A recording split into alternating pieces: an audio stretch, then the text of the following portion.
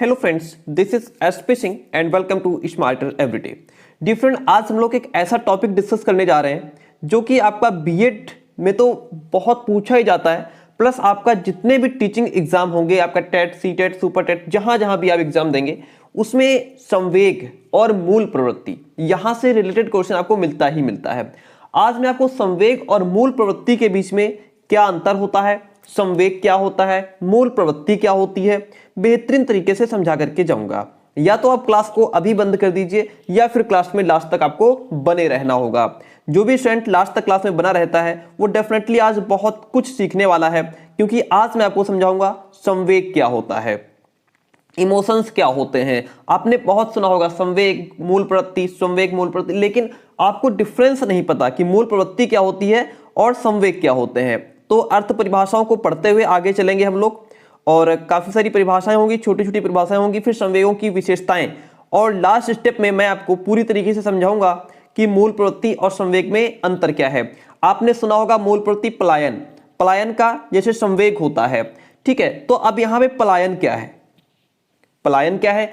पलायन होता है जैसे अपनी रक्षा के लिए दौड़ना, भागना। जब हम लोग किसी कोई डराने वाली चीज को देखते हैं या कोई ऐसी कंडीशन होती है जिसमें हम लोग डर जाते हैं, या अगर हम पर कोई जानवर आक्रमण कर दे तो हम लोग क्या करते हैं?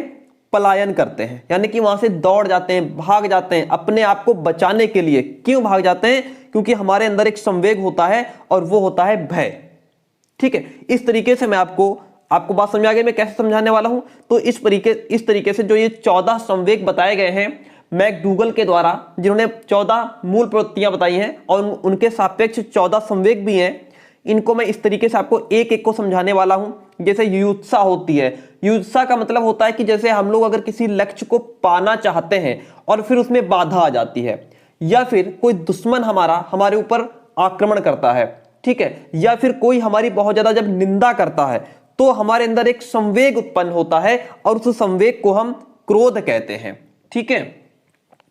तो यहां पे जो युत्सा है इसका मतलब होता है कि हम लोग अपनी बाधाएं दूर करना, लड़ाई झगड़ा करना, दूसरों को मारना पीटना, क्रोधित होना, ठीक है।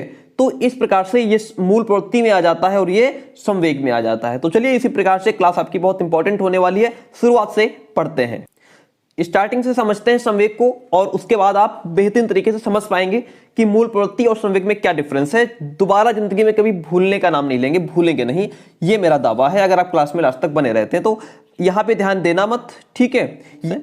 संवेगात्मक विकास यानी कि इमोशनल डेवलपमेंट एक ऐसा टॉपिक जो जब तक आप गवर्नमेंट टीचर बन नहीं जाएंगे आपका पीछा नहीं छोड़ेगा।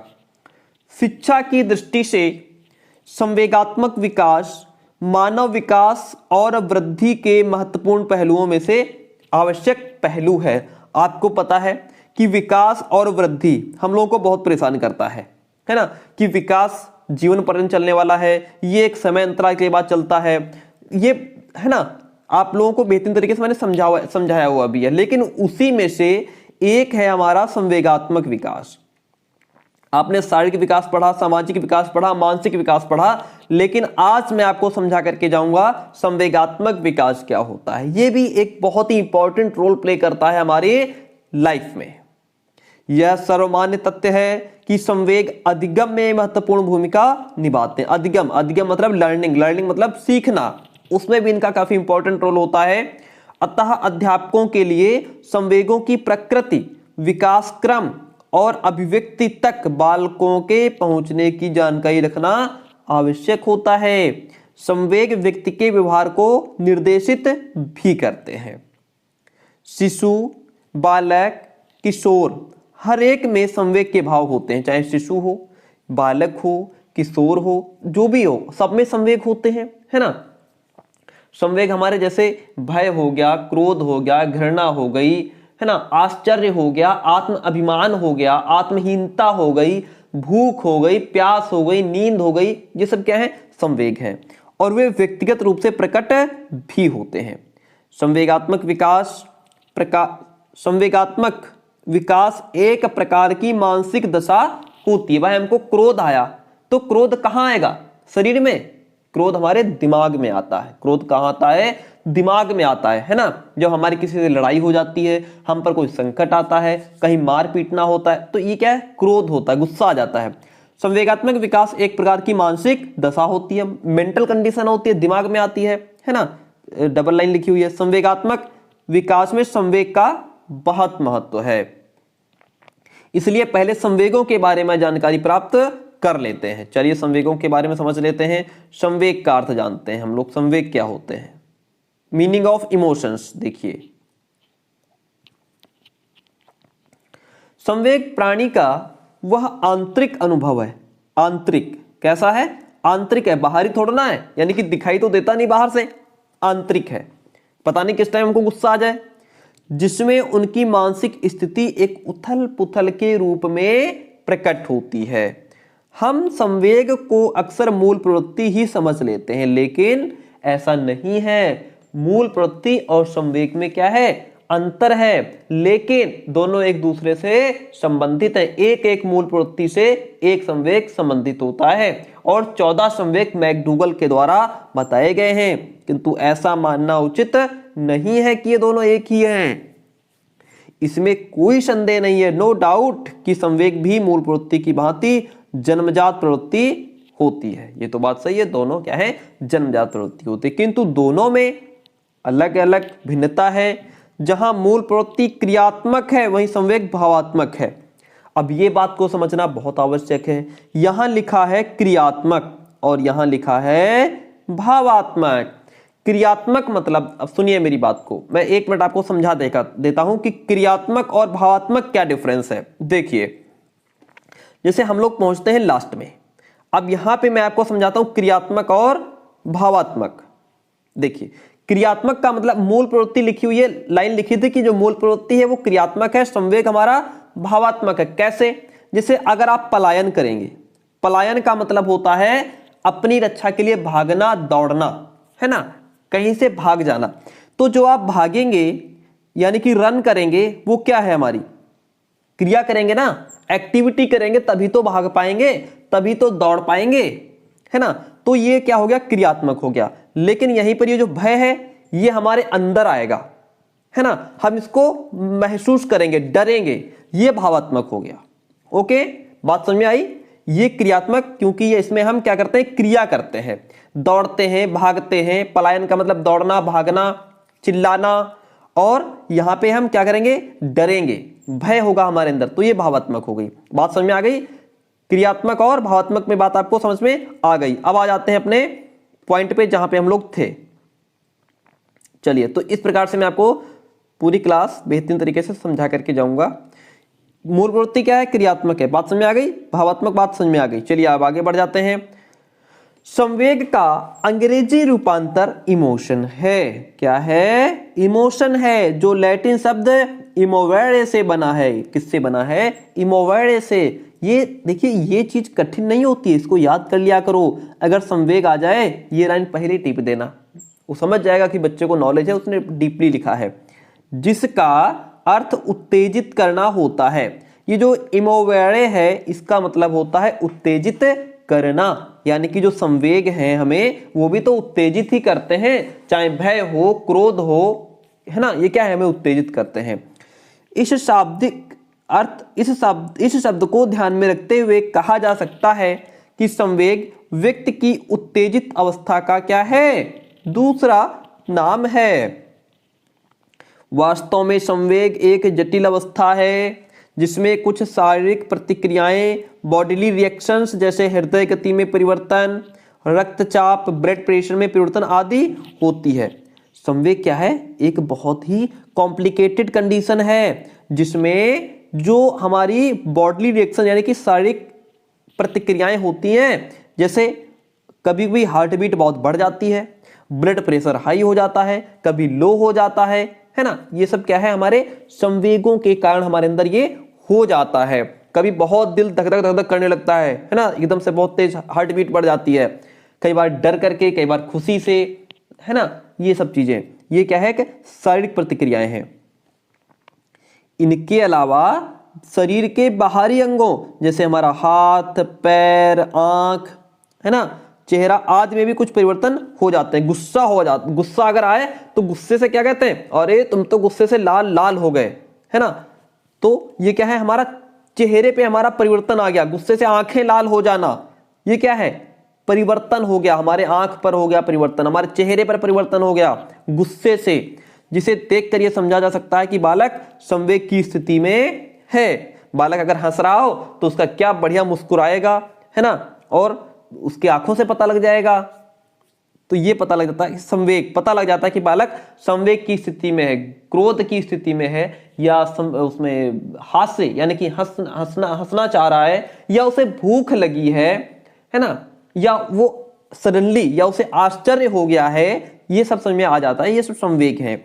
संवेग की शारीरिक प्रतिक्रियाएं अभिव्यंजक व्यवहार के अलावा एक आत्मनिष्ठ भाव भी होता है। सामान्यतः किसी भी संवेग में सुखद या दुखद के भाव की अनुभूति पाई जाती। कोई भी संवेग हो भाई, उसमें क्या है, सुखद भी हो सकता है और दुखद भी हो सकता है। ठीक है, जैसे दुख मतलब क्या हो गया, जैसे बच्चे क्या, मान लिया एग्जाम के उसका रिजल्ट का वेट कर रहे हो, है ना, और पता लगा, हमको सुनने मिला कि हम क्या हो गए, फेल हो गए। कितना क्रोध होगा, कितना दुख होगा हमको, है ना।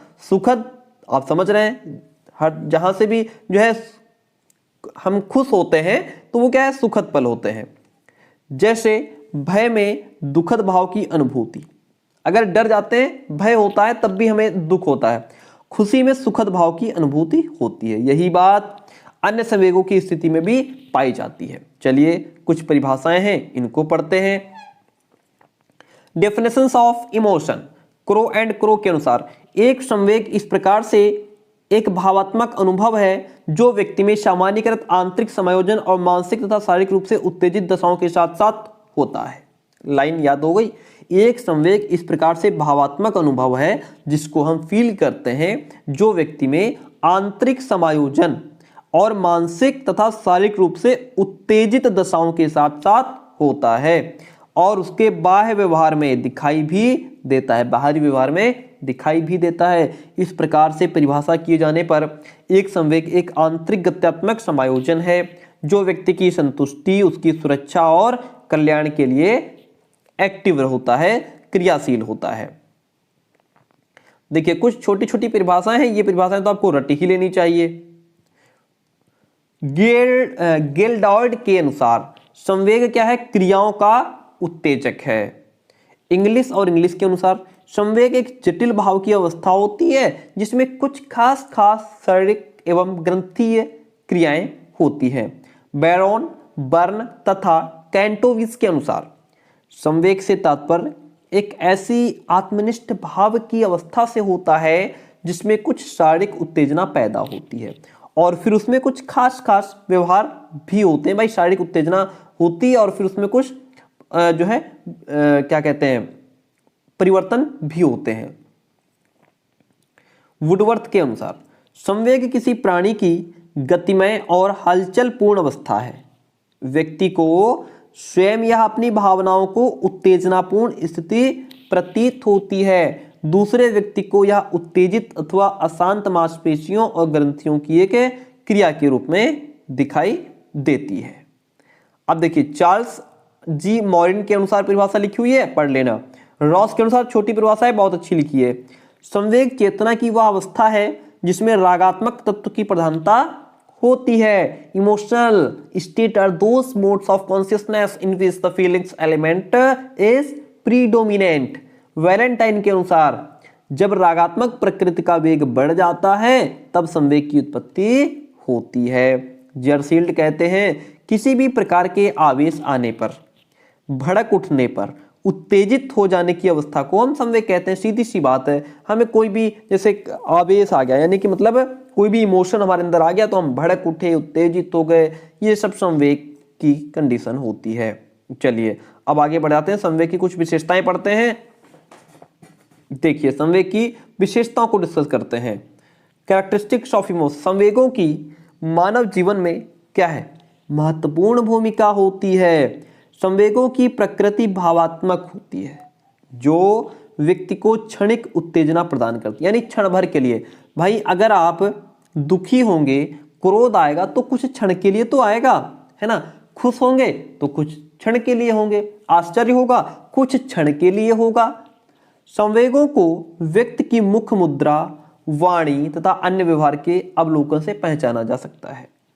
भाई हम उसके मुख की मुद्रा समझ करके, किस कंडीशन में उसका फेस है, उसकी भाषा देख करके समझ जाएंगे कि किस तरीके से आश्चर्य है, खुश है, दुखी है, या उसकी और भी एक्टिविटी से पता लग जाता है। चलिए कुछ विशेषताएं हैं, जैसे संवेगों में व्यापकता पाई जाती है। संवेग पशु पक्षी, बालक, वृद्ध सभी में पाया जाता है। भाई पशु पक्षी हो, कई बार जानवर भी बेचारे परेशान हो जाते हैं, अगर जानवर एकदम डर जाएं तो कैसे उछल कूद मचाते हैं। बालक हो या वृद्ध हो, सभी में संवेग होते हैं। मनुष्य की सभी दशाओं एवं अवस्थाओं में संवेग पाए जाते हैं। संवेगात्मक अनुभूतियों के साथ साथ कोई ना कोई मूल प्रवृत्ति अथवा मूलभूत आवश्यकता जुड़ी रहती है, यानी कि संवेग के साथ साथ मूल प्रवृत्ति भी जुड़ी रहती है ना। संवेग मतलब मैंने वही समझाया आपको, भय, भय से हमारी कौन सी मूल प्रवृत्ति जुड़ी है, पलायन, पलायन का मतलब दौड़ना, भागना, ये क्या है, आवश्यक है। सामान्य रूप से संवेग की उत्पत्ति प्रत्यक्षीकरण के माध्यम से होती है। किसी भी संवेग को जागृत करने के लिए भावनाओं का होना अति आवश्यक है। आप किसी भी संवेग को जागृत करना चाह रहे हैं तो भावना तो लानी पड़ेगी। खुशी की भावना लेके आओ, दुख की भावना हो, क्रोध हो, इसके लिए जब ये चीजें होंगी तभी तो ये क्या करेगा, जागृत हो पाएगा। कौन, संवेग। आगे बढ़ जाते हैं। चलिए 6th वन इसकी विशेषता है, प्रत्येक संवेगात्मक अनुभूति व्यक्ति में कई प्रकार के शारीरिक और शरीर संबंधी परिवर्तनों को जन्म देती है। वही बात फिर से रिपीट हो रही है कि कोई भी संवेग होगा तो हमारे शरीर में कुछ ना कुछ परिवर्तन लाएगा, है ना। चेहरे पर परिवर्तन आएगा, आंखों में परिवर्तन आएगा, शरीर में परिवर्तन आएगा, हमारी वाणी में परिवर्तन आएगा। क्रोध में हम लोग उल्टा सीधा बोल देते हैं। संवेग में अस्थिरता पाई जाती है। संवेग मनोशारीरिक होता है। संवेग की दिशा में बुद्धि काम नहीं करती। गुस्से में तो आदमी पता नहीं क्या क्या कर देता है, उस समय उसकी बुद्धि काम नहीं करती, है ना। चलिए आगे बढ़ जाते हैं। संवेग पर परिस्थिति और ग्रंथियों का प्रभाव पड़ता है। संवेग का प्रकाशन हर एक व्यक्ति व्यक्तिगत ढंग से करता है। संवेग का परिणाम कोई क्रिया अवश्य होती है। प्रशिक्षण, ज्ञान, अनुभव की वृद्धि आदि के परिणाम स्वरूप मनुष्य में विशेषकर संवेगों का स्थानांतरण होता रहता है। चलिए अब हम आ जाते हैं लास्ट पॉइंट पर, और मैं आपको इस प्रकार से समझा देता हूं मूल प्रवृत्ति और संवेग कि आपको दोबारा कभी भी समझने की आवश्यकता नहीं पड़ेगी। जैसे मैकडूगल ने 14 प्रकार के संवेग बताए हैं, ठीक है, और हर एक संवेग बताए हैं, और सभी मूल प्रवृत्ति संवेग से संबंधित हैं, या यूं कह दीजिए कि सभी मूल प्रवृत्ति संवेग से संबंधित हैं, या सभी संवेग मूल प्रवृत्ति से संबंधित हैं। ये दोनों आपस में क्या हैं, जुड़े हुए हैं, एक दूसरे से संबंधित है। जैसे अब जैसे हमारे अंदर संवेग आया भय, भय का मतलब क्या हुआ कि हम डर गए, फियर हो गया हमारे अंदर, फियर। तो हम क्या करेंगे वहां पे, जब व्यक्ति डर जाता है, डर तो हम किसी भी चीज से सकते हैं, वो आप समझ रहे होंगे कि हम कहीं भी डर सकते हैं, तो उसका हम क्या करेंगे, डर के मारे हम क्या करेंगे, अपनी पहली बात तो अपनी जान की रक्षा करेंगे। डर करके या तो हम चिल्लाएंगे, नहीं तो दौड़ेंगे, भागेंगे, लोगों को बताएंगे। तो ये क्या है कि पलायन हो गया। ये पलायन इसकी मूल प्रवृत्ति हो गई। पलायन का मतलब होता है स्केप, स्केप का मतलब होता है बचना। स्केप का मतलब क्या होता है इंग्लिश में, हिंदी में क्या कहते हैं, स्केप माने बचना। यानी कि अगर आपको फियर, डर आपके अंदर आया तो आप अपनी जान की रक्षा करने के लिए बचना चाहेंगे, और बचने के लिए हम क्या करेंगे, दौड़ेंगे, भागेंगे, चिल्लाएंगे, ठीक है। चलिए आगे बढ़ जाते हैं। नेक्स्ट वन इज क्रोध। जब हमारे अंदर संवेग आया क्रोध, हमको आई गुस्सा, तो हम क्या करेंगे, युयुत्सा। युयुत्सा का मतलब क्या होता है कि देखिए, जैसे अगर हम बात करते हैं युयुत्सा से, हमारे अंदर क्या होता है कि जब लक्ष्य प्राप्ति में कोई बाधा उत्पन्न होती है, हम किसी लक्ष्य को पाना चाह रहे हैं और उसमें कोई बाधा उत्पन्न हो, तब भी हमको क्रोध आएगा। जब कोई हमारा दुश्मन हम पर आक्रमण करता है, तब भी हमारे अंदर क्रोध आएगा, है ना। या फिर हमारी कोई बहुत ज्यादा निंदा करता है, तब भी क्या होगा, हमें गुस्सा आएगा, क्रोध आएगा। तो हम क्या करेंगे, युयुत्सा, युयुत्सा का मतलब होता है अपनी बाधाओं को दूर करने का प्रयास करेंगे। और अगर हमारा दुश्मन हम पर आक्रमण कर देता है तो क्या करेंगे, तो वहां पे भी हम लड़ाई झगड़ा कर सकते हैं, है ना, दूसरों को मार पीट सकते हैं और यहां पे भी हम क्रोधित हो सकते हैं। ठीक है, तो युयुत्सा का मतलब होता है अपनी बाधाओं को दूर करना, लड़ाई झगड़ा करना, दूसरों को मारना पीटना और क्रोधित होना। नेक्स्ट वन इज घृणा, थर्ड वन घृणा। देखिए घृणा का जो मूल प्रवृत्ति है, संवेग है घृणा, मूल प्रवृत्ति है निर्वृत्ति, रिपल्सन जिसको इंग्लिश में कहते हैं। अरुचिकर वस्तुएं, घटनाएं, गंदे व्यक्ति या वस्तु को देखना। अगर हम किसी गंदी वस्तु को देख लेते हैं, किसी गंदे व्यक्ति को देख लेते हैं, तो हमारे अंदर एक घृणा आ जाती है। और उस घृणा से फिर क्या होता है कि घृणा पैदा करने वाली वस्तुओं से दूर होना निवृत्ति कहलाता है। जिस चीज से हमको घृणा हुई उससे अपने आप को दूर कर लेना निवृत्ति कहलाता है। ये उसकी मूल प्रवृत्ति है। ठीक है, जो संवेग है हमारा घृणा, उसकी मूल प्रवृत्ति क्या है, निवृत्ति। निवृत्ति का मतलब होता है कि उस गंदे व्यक्ति या वस्तु से अपने आप को दूर कर लेना। नेक्स्ट वन इज वात्सल्य। वात्सल्य क्या होता है, वात्सल्य का मतलब होता है संतान की इच्छा का अनुभव करना, बच्चों को लेना, देखना और देकर के प्रसन्न होना। संतान की कामना यानी कि बच्चों की देखरेख करना, उन्हें प्रेम करना, उन्हें खिलाना पिलाना, उनकी रक्षा करना, क्या है, संतान कामना। ये मूल प्रवृत्ति है। संवेग हो गया वात्सल्य, वात्सल्य। ठीक है, बच्चों को देखना, बच्चों को देखकर प्रसन्न होना। अगला संवेग है करुणा, करुणा। ठीक है, जिसकी मूल प्रवृत्ति है शरणागति, शरणागति, या इसको हम कहते हैं संवेदना भी कहते हैं। जैसे कई बार असफलता का ज्ञान होना, जैसे मान लिया हम फेल हो गए, उसकी हमें जानकारी मिली, या कोई ऐसी कंडीशन जो हम पर ज्यादा हावी हो रही हो और हम अपने आप को कमजोर समझें, कोई परिस्थिति हम पर हावी हो रही हो और हम अपने आप को कमजोर समझें, यही शरणागति है। और फिर हम क्या करें, शरणागति यानी कि दूसरों की शरण में जाएं, दूसरों से सहायता मांगें, दूसरों के सामने नतमस्तक हो। ये क्या है, शरणागति है।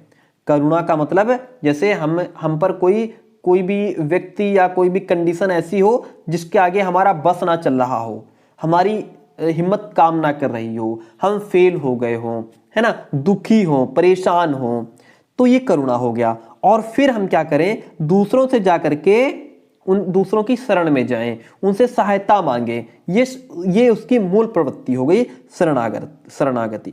अगला संवेग है हमारा कामुकता। कामुकता का मतलब होता है कि जैसे कोई सुंदर वस्तु है या अपने से विपरीत लिंगीय व्यक्ति का आकर्षण, यानी कि गर्ल्स का बॉयज की तरफ अट्रैक्शन और बॉयज का गर्ल्स की तरफ जो अट्रैक्शन है वो क्या है, कामुकता कहलाता है, लस्ट। और इसकी जो मूल प्रवृत्ति है वो है काम प्रवृत्ति। काम प्रवृत्ति में यानी कि अपने जो सुंदर वस्तु है कोई या सुंदर व्यक्ति है उससे मतलब जो है सहचर्य प्राप्त करना। ठीक है, ये इसकी मूल प्रवृत्ति हो जाती है। ये जो कंडीशन है ये ज्यादा से ज्यादा जो है जो किशोरावस्था में बालक होते हैं उनके अंदर ज्यादा पाई जाती है, लगभग वही 12 से 18 19 20 साल तक ज्यादा होती है। सेवेंथ वन है हमारा जो संवेग है, वो संवेग है हमारा आश्चर्य। क्या होता है कि जब हम किसी ऐसी चीज को देख लेते हैं जिसको हम कभी ना देखे हो, या कोई ऐसा कार्य जिसको हमने कभी ना किया हो, तो उसको करने में या सुनने में हमको बड़ा आश्चर्य होता है, वंडर होता है कि अरे ये आखिर कैसे हो गया, है ना। तो आश्चर्य की जो मूल प्रवृत्ति है वो है जिज्ञासा। आश्चर्य उत्पन्न करने वाली परिस्थिति या वस्तु के विषय में प्रश्न पूछना, उस पर उसकी जानकारी प्राप्त करना, उसकी गहराई तक जाना जिज्ञासा कहलाती है। आपके अंदर जब ये मूल प्रवृत्ति होगी, जब आपके अंदर क्यूरियोसिटी होगी, तभी तो आप किसी चीज की तह तक जाएंगे, गहराई तक जाएंगे, उसके तथ्य को जानने समझने का प्रयास करेंगे कि आश्चर्य जो आया वो आखिर ये सब हुआ कैसे, है ना। तो ये क्या है, आश्चर्य हमारा संवेग है और उसकी मूल प्रवृत्ति क्या है, जिज्ञासा। जिज्ञासा का मतलब उस चीज के बारे में जानना समझना जिससे हमको आश्चर्य हुआ। आगे बढ़ जाते हैं, आत्महीनता। देखिए अधीनता की भावना भी इसको कहते हैं, यानी कि निगेटिव सेल्फ फीलिंग। आत्महीनता जो संवेग है इसका मूल प्रवृत्ति है दैन, यानी कि सबमिशन, दैन, या फिर इसको शुद्ध भाषा में कहते हैं विनीत भाव भी कहते हैं। इसको क्या कहते हैं? विनीत भाव भी लिख करके आपका आ सकता है, या फिर दैन भी लिख करके आ सकता है। अधीनता की भावना या आत्महीनता। अब देखो कैसे, क्या है इसका मतलब? अपने से पद, प्रतिष्ठा, धन, बल, बुद्धि आदि में श्रेष्ठ व्यक्ति की उपस्थिति जब होती है तो वहां पे जो क्या है कि व्यक्ति उससे अनुनय विनय भी करता है, उसके सामने नम्र भी हो जाता है, अपने से श्रेष्ठ व्यक्ति को के प्रति श्रद्धा भी दिखाता है और उसकी आज्ञा का पालन भी करता है। ये उसकी मूल प्रवृत्ति हुई, यानी कि यहाँ पे उसको निगेटिव सेल्फ फीलिंग हो रही है, क्योंकि उसके सामने क्या है, उससे पद, प्रतिष्ठा, बल में जो है जो व्यक्ति ज्यादा है वो उसके सामने बैठा हुआ है। जब हमारे सामने कोई ऐसा व्यक्ति होता है जो हमसे इन सब चीजों में आगे होता है ना, पद, प्रतिष्ठा, धन, बल, बुद्धि, इन सब चीजों में जब कोई श्रेष्ठ होता है तो वहां पे हम अपने अंदर क्या होता है, आत्महीनता आ जाती है, निगेटिव सेल्फ फीलिंग आ जाती है ना, और फिर हम उसके सामने नम्र हो जाते हैं, जो वो कहता है वो हम करते भी है। ये हमारी दैन्य मूल प्रवृत्ति होती है।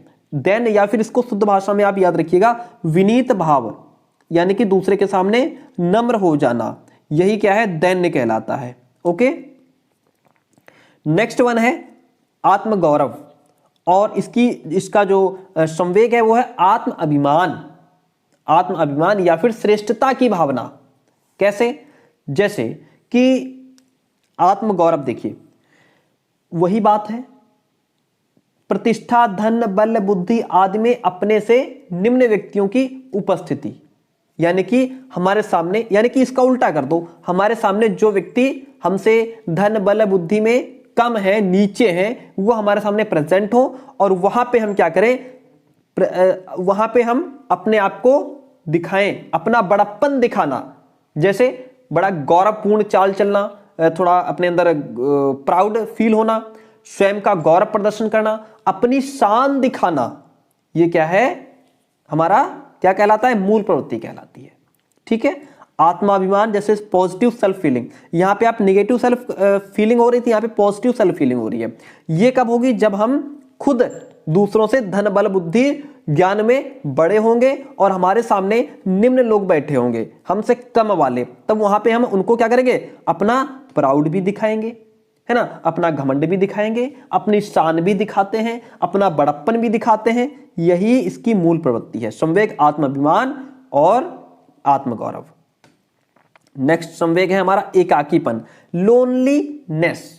अपनी ही जाति के सदस्यों के साथ रहना, उनकी आवाज सुनना, उनके बारे में विचार करना, उन्हें देखना, यह संवेग होता है एकाकीपन। इसकी जो मूल प्रवृत्ति है, तो ये मूल प्रवृत्ति यानी कि अपने जैसे सदस्यों से मिलना, उनके साथ समूह बनाना, सामूहिकता की भावना से रहना, ये मूल प्रवृत्ति है।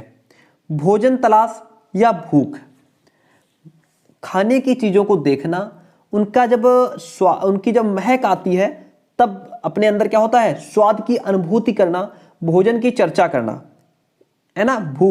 भूख का जो मूल प्रवृत्ति है वो होती है भोजन तलाश, यानी कि भोजन प्राप्त करने का प्रयास करना।